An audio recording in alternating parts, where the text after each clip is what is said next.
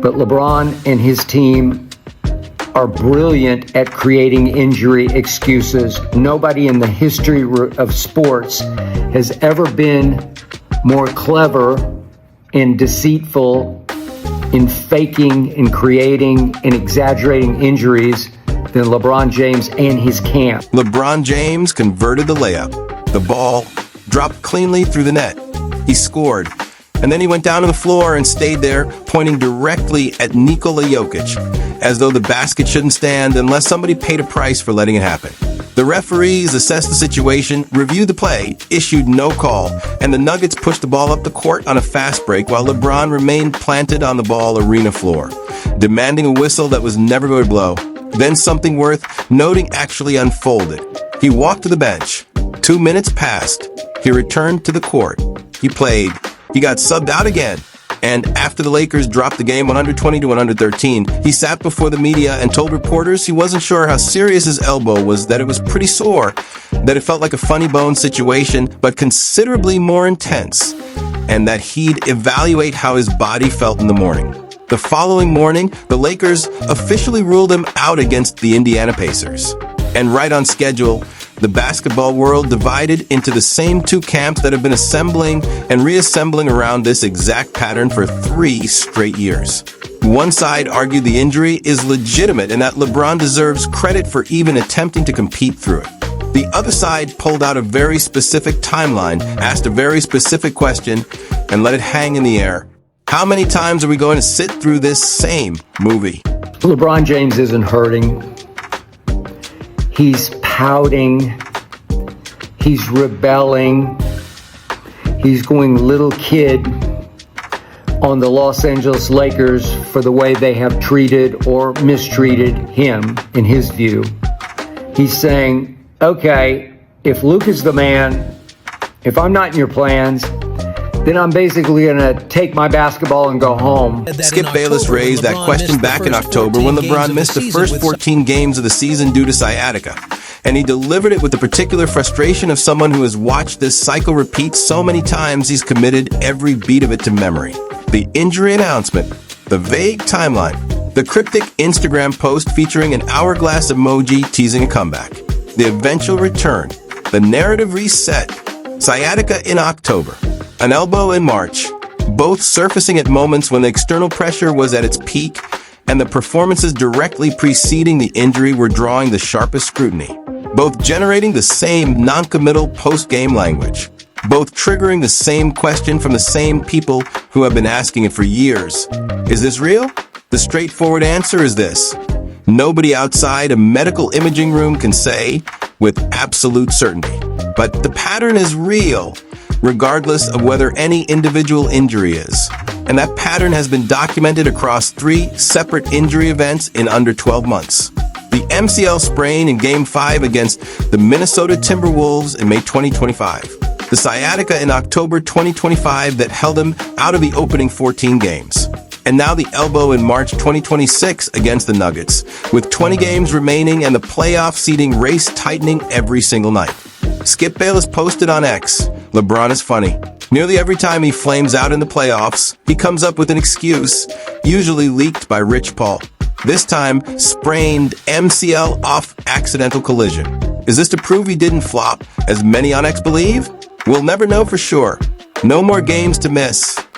Bayless wrote that with full sarcasm after the MCL story broke in May, because the injury was revealed only after the Lakers had already been eliminated, after the series had concluded, after LeBron had posted 25.4 points and 9 rebounds across 40.8 minutes per game, and the team still fell to Anthony Edwards and the Timberwolves in 5 games.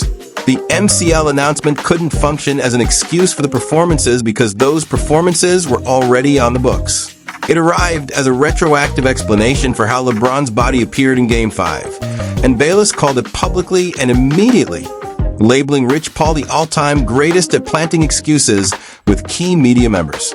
That was his exact characterization back in May. 6 months later, October sciatica, 14 games missed, LeBron working out with the G League affiliate ahead of his return, an hourglass emoji on Instagram, the full production. Josiah Johnson appeared on Gil's Arena and said, I feel like That sciatica might be a little fugazi. The Lakers are going to struggle in these first 10 to 12 games without LeBron there, but after they struggle, he's going to come back and remind them of his importance. He's basically saying, if I'm not going to get the respect from the front office, I'm going to remind you of who I am. Fugazi. Josiah Johnson used that word about LeBron's sciatica on Gil's Arena. And what gives that accusation more traction than a standard hot take is that it was anchored to a specific theory about motivation. Not that LeBron was resting. Not that he was pacing himself before the season. The theory was that he was sending a message to the front office, to the organization, to the people who flew to Europe to sign Luka Doncic and never offered LeBron the contract extension he reportedly wanted. The idea was straightforward. Let them struggle without me. Watch the record. Watch the standings. Watch what Luka looks like when I'm not absorbing defensive assignments and eating the difficult minutes, and then return once the lesson has been absorbed. The Lakers went 10-4 without him. The lesson landed in completely the wrong direction. And when LeBron came back, the team began unraveling in precisely the ways Byron Scott, Charles Barkley, Tim McMahon, and every honest analyst in the country had been predicting since October. What was I feeling? Feel like one of them funny bone situations, but like super more intense. What happens over the next couple of days? Hopefully I'll wake up tomorrow and it doesn't feel too much worse than it is now. If it feels better, that'd be great. So we'll see what happens. That marks the third version of the same post-game injury update LeBron James has delivered inside 12 months. The vague pain description, the wait-and-see timeline, the hopeful morning assessment, and the complete absence of any specificity that might allow someone watching to build a concrete medical picture of what actually occurred. Now compare that to what Nikola Jokic said about the same play when reporters asked him after the game. Jokic looked back at the reporter with the particular blankness of someone genuinely confused about why the question exists. LeBron James said afterward, "It's the same, marginal. It's the same thing. It's whatever." He said he's exhausted by that word. Marginal? That's a term the officiating crew used to characterize Jokic's contact. Not a flagrant, not a technical. Marginal? Standard basketball contact on a drive to the rim. LeBron stayed on the floor for several seconds following that marginal contact, pointed at Jokic, gestured toward the referees, was helped toward the bench, came back 2 minutes later, got subbed out again, went to the locker room, spoke with reporters about funny bones and super intensity, and the next morning was ruled out against the Indiana Pacers.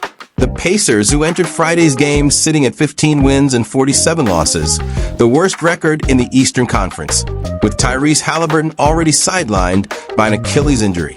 LeBron is ruled out against the 15-47 Indiana Pacers. Ryan Ward wrote, "As for James and Kleber, it doesn't seem like either of them are dealing with major injury issues and are potentially sitting because it will be the second game of a back-to-back against one of the worst teams in the NBA. With only 20 games left on the regular season schedule, starting with the Pacers on Friday night at Crypto.com Arena, the last thing the Lakers need is to be dealing with injuries to key contributors."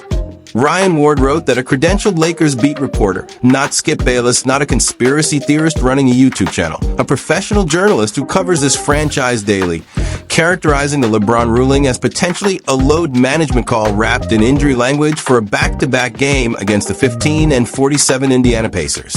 That framing is the most damaging possible description of what LeBron and the Lakers organization are currently doing.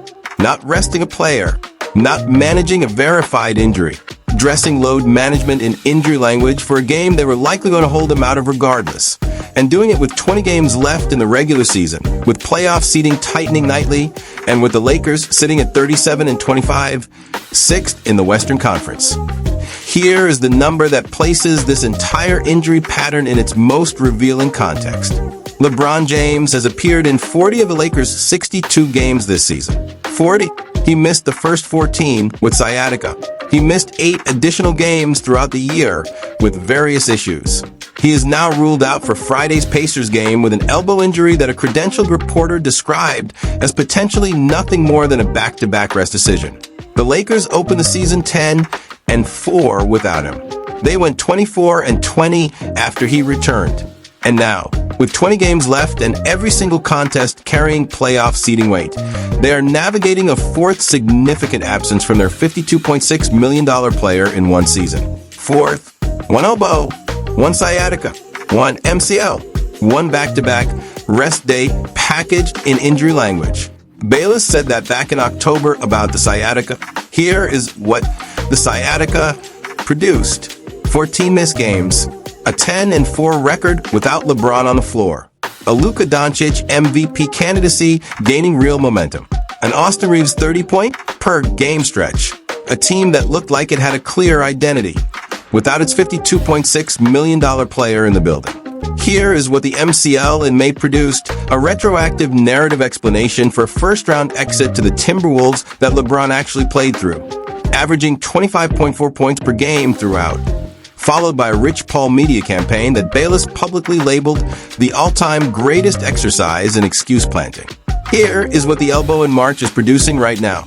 A missed back-to-back against the 15 and 47 Pacers, a news cycle dominated by injury concern with 20 games remaining, a conversation about whether the Lakers can genuinely count on their most important player being available for the playoff run they absolutely need to make any real noise in the Western Conference, and a question that has trailed LeBron James across 3 consecutive injury events in 12 months, a question the mainstream sports media largely refuses to ask out loud except for Skip Bayless and Josiah Johnson, and every fan on social media who watched the Jokic play pulled up the replay and said the exact same thing at the exact same moment.